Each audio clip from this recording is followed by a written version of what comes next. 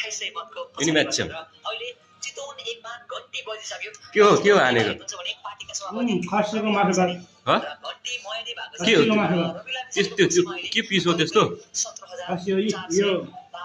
run पुरै Chinese स्टाइलको salad बनाइदिनु भने ह एमालेबाट हामीले हेर्ने भने नेकपा एमालेलाई है त्यस्तो मन चाहिँ आएको छैन तर के को खुसीमा यस्तो हानेको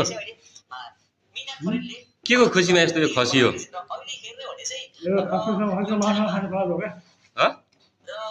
यति बेला भने बेलुकामा खाना आउने हो बेलुका खाना 17,000 मन्त्री भने अगाडितर्फ लागिरहेका के को खुसीमा यस्तो वास्तवमा यो भएको खसी यो खसीको हड्डी हो हड्डी पार्टीका सभापति हामीले गाउँघरमा बेच्छौँ नि खसी त्यो खसी सबै मलेसियामा आएछ क्या मारी काटेर हड्डी बनाएर खाएको जिब्रोबाट पानी आयो यार तपाईँ खाएको देखेर त नि 57 अहिले मत आएको छ नेपालको लागि र अहिले सुविधाले भने 13,429 मतले भने अगाडि बढिरहेको अवस्था छ र अरु केही छैन त नि चितवन 1 2 र 3 मै पुरै गति भइरहेछ हौ हामीसँग भलिबल चाहिँ आफ्नो भएको रहेछ र स्याङ्जा 2 भन्नु आएको र